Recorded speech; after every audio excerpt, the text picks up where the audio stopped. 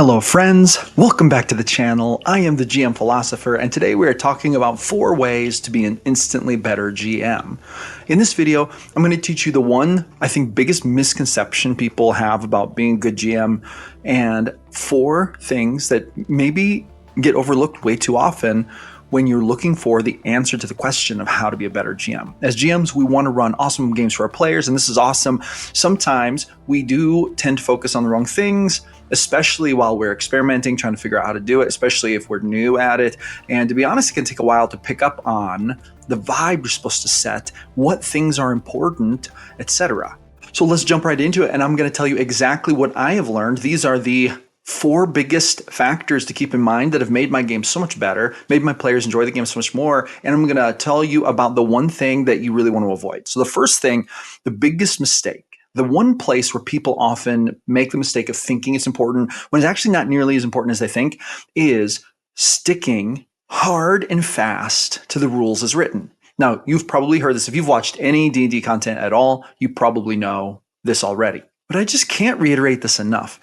Even if you are not a complete wizard at the rules, you can still be an awesome GM. In fact, even if you're brand new to the game and you are still learning the basic rules, you can still be an amazing GM. Some players may not appreciate a GM who doesn't know the rules better than they do. This is especially true of like min-maxers and power gamers, people who really want to play the game in a kind of a strategic fashion, use the rules to their advantage, and that play style is perfectly valid. However, it's really important, and I just want to give you encouragement today to understand that those types of players, it's perfectly also valid that they may want a game with a GM who takes the rules way more seriously, but there are so many gamers who really don't care near that much about it. They just want to play a good game of D&D. So please do not be discouraged. If you are not like a rules champion, it is okay. Just get started. Learn a few new rules here and there as you go, and it's going to get a lot better.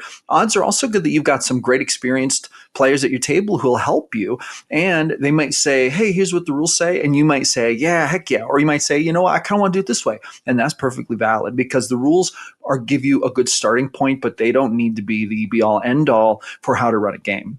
With that being said, let's jump into the 4 things that I think do matter to a massive degree. Number 1, be positive and receptive to those crazier player ideas. Some people are critical of the rule of cool, which is basically where if players want to do cool stuff, but the rules don't really allow for it, sometimes the GM will make exceptions, let them do the cool stuff. Personally, I love this approach.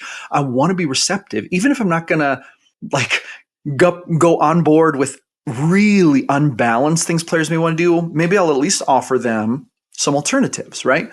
So you can be positive, be receptive, right? And don't like shut them down. I have seen GMs be like, oh no, absolutely can't do that. That's not in the rule book. No, why would you even ask that? You obviously know nothing about the rules. I don't like this. I think that this can destroy that positive player morale so quickly. We don't want to do that. We don't want to stifle players. Of course, we need to keep some parameters on the game, keep it flowing well. You don't want the players to break the game because if they do break the game too much, it's not going to be as fun for them.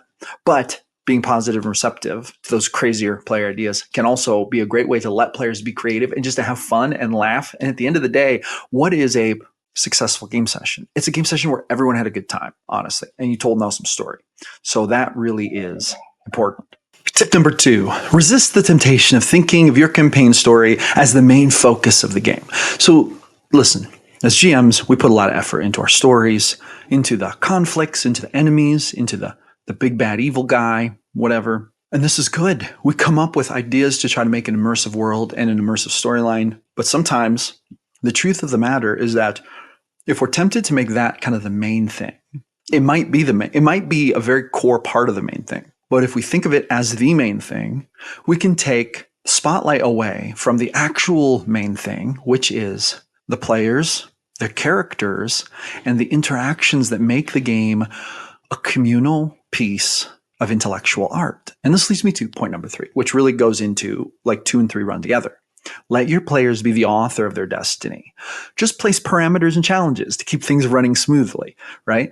So the idea here is, yes, come up with awesome stories, come up with awesome plot hooks. In fact, and I'm going to project it right here, I've recently created an ebook called the GM Philosopher's Ultimate Plot Randomizer. It's filled with 4 D100 tables that you can use to create awesome plot hooks on the fly in the beginning, middle, end, and there's even a table of wild, wacky stuff to throw in.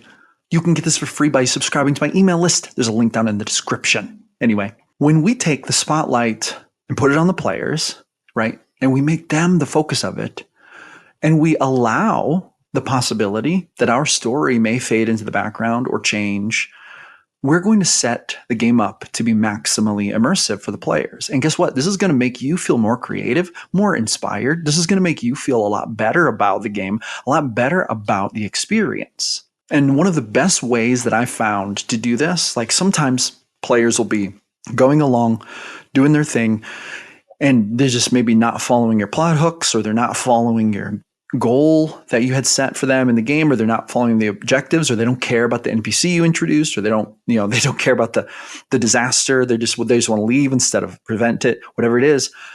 What do we do in those situations? And to be honest, this is step number 4, and I think this is maybe the most crucial of all. When in doubt, slow down and let players lead. Then introduce small bits of conflict, drama, and plot hooks to catch their interest and throw wrenches into the works, okay?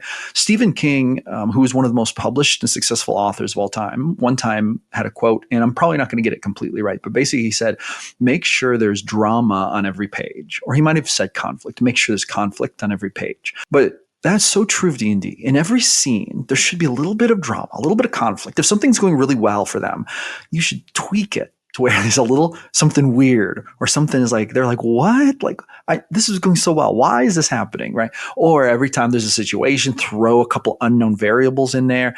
When things are going, bad for the party, you might throw in little glimmers of hope. Maybe they get help from somewhere they didn't expect it, right? You keep things off kilter, keep things kind of off balance, keep them thinking, what's going to be next? And they're guessing. And then you let the players make their characters a blossoming work of art, a story, something that continues to unfold and evolve. And then before you know it, you're making memories that maybe had nothing to do with your core story. And that might feel kind of bad to a certain extent. However, if we can let ourselves go from that, oftentimes we'll find that a story will emerge that's perfect for the players and characters in your game.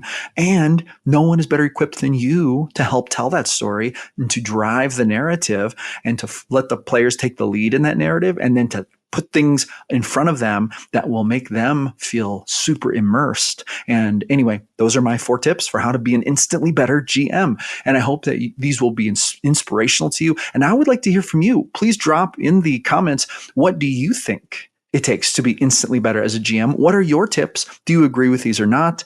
If you were going to put some different tips in here, what would they be? I would love to hear them. I constantly love to learn from other GMs who are out there running games and doing awesome stuff. All right, that's going to be it for this one. Thank you so much for dropping by. Give me a thumbs up and a subscribe. It helps me grow the channel and helps me in the algorithms. I'm here every day making content about the best game in the world, D&D. So keep on watching. Make sure you come back to watch more content, and I'll see you on the next one.